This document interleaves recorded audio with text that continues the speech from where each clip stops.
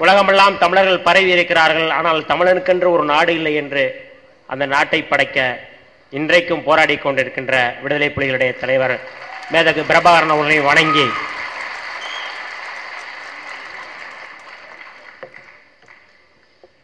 இந்த சிறப்புமிக்க நிகழ்ச்சி ஒவ்வொரு விடுதலை சிறுத்தைகளும் விடுதலைக்காய் போராடி கொண்டிருக்கின்ற ஒவ்வொரு போராளிகளும் விடுதலை கருத்தியலை உலகமெங்கும் விதைத்துக் கொண்டிருக்கின்ற அனைத்து போராளிகளும் இன்றைக்கு ஒரு மகிழ்ச்சிகரமான நாளாக இந்த நாளை கருதுகிறோம். ஒரு ஒடுக்கப்பட்டவனுடைய ஆயுதம் எதுவாகவும் இருக்கலாம். அப்படிப்பட்ட ஆயுதத்தை ஒடுக்கப்பட்ட மக்களினுடைய விடுதலை கருத்தியலாக, கவிதைகளாக இன்றைக்கு எமது இயக்கத்தினுடைய தலைவர், தமிழ் இனத்தின் காப்பரன், தமிழனாய் வாழும் தமிழன், எத்தனை அடக்குமுறைகள் வந்தாலும் அத்தனை அடக்குமுறைகளையும் சுக்கு சுக்காய் உடைத்தெறியும் மிகப்பெரிய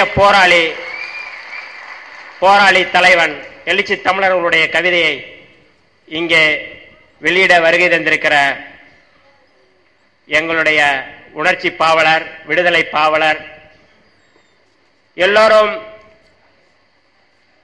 தலைவர்கள்தான்.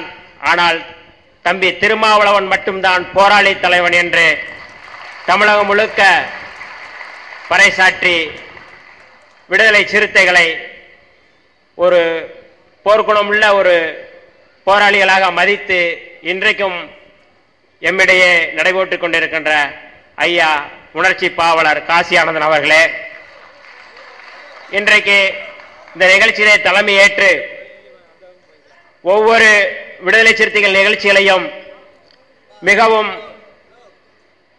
நேர்மையோடு,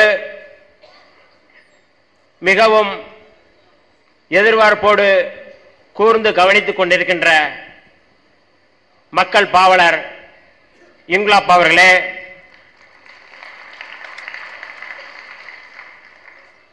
இந்நூலை பெறுவதற்காக வந்திருக்கின்ற விடுதலை சிறுத்தைகளை பெரிதும் மதிக்கின்ற, விடுதலை சிறுத்தையை தன்னை அறிவித்திருக்கின்ற எழுச்சி பாவலர் ஐயா தனிய செல்வன் அவர்களே,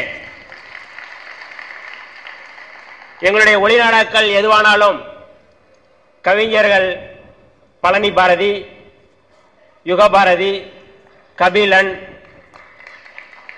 இளைய கம்பன் ஆகியோருடைய பாடல்கள் அனைத்திலுமே இருக்கும்.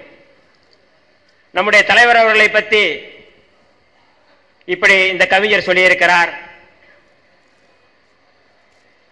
பேண்ட் சட்டை போட்ட முனிவர் என்று நமது எழுச்சி தமிழர் அவர்களை ஒரு துறவியாக எந்தவித எதிர்பார்ப்பும் இல்லாமல் இன்றைக்கு அரசியலை நடத்தி கொண்டிருக்கின்ற எழுச்சி தமிழர் அவர்கள் என்று பேண்ட் சட்டை போட்ட முனிவர் என்று நமது யுகபாரதி அவர்கள் ஒரு பாடலில் எழுதியிருந்தார்கள். இன்றைக்கு விடுதலை கருத்தியலை உள்வாங்கி அந்த கருத்தியலோடு திரைப்படங்களை எழுதி கொண்டிருக்கிற முக்கியமான கவிஞர்களில் யுகபாரதி அவர்கள். அந்த யுகபாரதி அவர்களையும் நான் வருக என வரவேற்கிறேன். நமது எழுச்சி தமிழர்களுடைய முதல் பாடல் தொகுப்புக்கு அப்புறம் தனிப்பெரும் தலைவன் என்கிற ஒரு ஒளிநாடாவில் நமது பழனி பாரதி அவர்கள் முழு பாடல்களையும் எழுதி விடுதலை சிறுத்தைகளுக்கு கருத்தியலை பரப்பியிருக்கிறார்கள். கவிஞர் பழனி பாரதி அவர்களையும் நான் வருக என வரவேற்கிறேன். கவிஞர் கபிலன் அவர்கள் வந்து கொண்டிருக்கிறார்கள். கவிஞர் கபிலன் அவர்களையும் நான் வருக என வரவேற்கிறேன். தோழர் இளைய கம்பன் அவர்களையும் கால்முளைச்ச நெருப்பு என்று நமது எழுச்சி தமிழர் அவர்களை தொடர்ச்சியாக எல்லா பாடல்களிலும் இளைய கம்பன் இல்லாத பாடல்களே இல்லை என்கிற அளவுக்கு விடுதலை சிறுத்தைகளுடைய ஒளிநாடாக்களில் எழுதி இன்றைக்கு பட்டி தொட்டி எங்கும் நமது இளைய கம்பன் அவருடைய பாடல்கள் ஒளிபரப்பு ஆகிக்கொண்டிருக்கின்றது. அந்த இளைய கம்பன் அவர்களையும் நான் வருக என விடுதலை சிறுத்தைகள் சார்பில் வரவேற்கிறேன். இயக்கத்தினுடைய பொதுச் செயலாளர்கள் அண்ணன் ரவிக்குமார், அண்ணன் சிந்தனை செல்வன், அண்ணன் கலைக்கோட்டுதயம், பொருளாளர் முகமது யூசுப் அவர்களையும் நான் வருக என வரவேற்கிறேன். எங்களை எல்லாம் இன்றைக்கு போராளியாக, கட்டுக்கோப்பான ஒரு இயக்கமாக எங்களை எல்லாம் தலைமறை வைத்து இன்றைக்கு மகத்தான போராளியாக இன்றைக்கு அமர்ந்திருக்கின்ற விழாவின் நாயகர் எழுச்சி தமிழர் அவர்களையும் நான் வருக வருக என வரவேற்றுக் கொள்கிறேன். இந்நிகழ்ச்சி நன்றியுரையாக இறுதியாக பேசவிருக்கிற தோழர் நீல தமிழேந்தி அவர்களையும் நான் வருக வருக என வரவேற்கிறேன். இந்த வரவேற்பு நிகழ்ச்சியில் ஒரு சில செய்திகளை மட்டும் நான் சொல்லி நிறைவு செய்து கொள்கிறேன். படைப்பிலக்கியங்களில் இன்றைக்கு எப்படி அரசியலில் விடுதலை சிறுத்தைகள் ஒரு தவிர்க்க முடியாத சக்தி என்று விடுதலை சிறுத்தைகளுடைய தலைவர் நிரூபித்திருக்கிறாரோ, அதே போல படைப்பிலக்கியங்களிலும் விடுதலை சிறுத்தைகள் ஒரு தவிர்க்க முடியாத சக்தி. படைப்பிலக்கியங்களையும் நாங்கள் விடுதலைக்கான ஒரு ஆயுதமாக பயன்படுத்துவோம் என்று இன்றைக்கு எழுச்சி தமிழர் அவர்கள் சொல்லாமல் இந்த கவிதை தொகுப்பினை இன்றைக்கு எழுதியிருக்கிறார்கள். தோழர்களே, உண்ணவோ உறங்கவோ நேரமில்லை. எந்த நேரமும் பொதுமக்கள் பிரச்சனைக்குடையே கவனித்துக் கொண்டிருக்கின்ற பிரச்சனைக்குரிய மக்களுடைய அன்றாட காட்சிகளுடைய பிரச்சனைகளை கவனித்துக் கொண்டிருக்கிற நம்ம எழுச்சி தமிழர் அவர்கள் இருக்கின்ற நேரங்களில் மிகவும் சிரமப்பட்டு இருக்கிற நேரங்களிலே அதை தனிமைப்படுத்திக் கொண்டு இந்த கவிதைகளை படைத்திருக்கிறார்கள். கல்லூரி காலங்களில் எழுதிய கவிதைகளையும் விடுதலை சிறுத்தைகளுடைய அதிகாரப்பூர்வமான இதழான தமிழ் மண் இதழிலும் தொடர்ச்சியாக எழுதிய அந்த கவிதைகளை நாங்கள் சிறுக சிறுக சேகரித்து தாய் மண்ணில் பரன் என்ற பகுதியிலே அந்த கவிதைகளை படைத்து மேலும் நிறைய இருக்கிற கவிதைகளை தோழர்களிடம் கேட்டு இந்த கவிதை புத்தகமாக கொண்டு வந்திருக்கிறோம். இது முழுமையான தொகுப்பல்ல. அங்கொன்றும் இங்கொன்றுமாக நம்ம எழுச்சி தமிழர் அவர்களிடம் பழகிய தோழர்கள் நண்பர்கள் ஆங்காங்கே பல கவிதைகளை வைத்திருக்கிறார்கள். இந்த கவிதை தொகுப்பில் வெளியீட்டு விழாவின் மூலமாக அந்த தோழர்களிடம் நான் மன்றாடி கேட்டுக்கொள்கிறேன். மறுபதிப்பும் போது அந்த கவிதைகளும் இந்த கவிதை புத்தகத்தில் இடம்பெற வேண்டும். ஆகவே அங்காங்கே இருக்கின்ற தோழர்கள் தெரிந்தவர்கள் நமது எழுச்சி தமிழர் கவிதைகள் இருந்திருந்தால் நமது தமிழ் மண் அலுவலகத்தில் சேர்க்க வேண்டும் என்று நான் கேட்டுக்கொள்கிறேன். இந்த நேரத்திலே ஒரே ஒரு செய்தியை மட்டும் சொல்லிக் கொள்கிறேன்.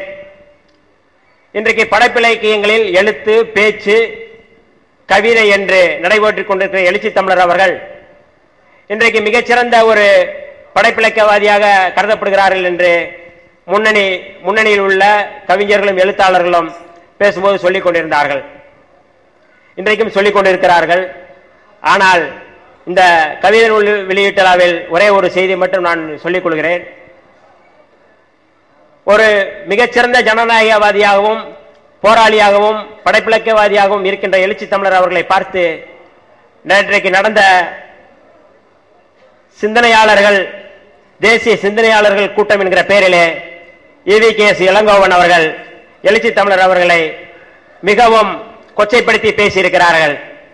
விடுதலை சிறுத்தைகளின் சார்பில் நான் வன்மையாக அதை கண்டிக்கிறேன். இளங்கோவன் அவர்கள் தமிழகத்தில் இன்றைக்கு எழுச்சி தமிழர் அவர்கள் எங்களை எல்லாம் கட்டுப்படுத்திக் கொண்டிருக்கிறார்கள்.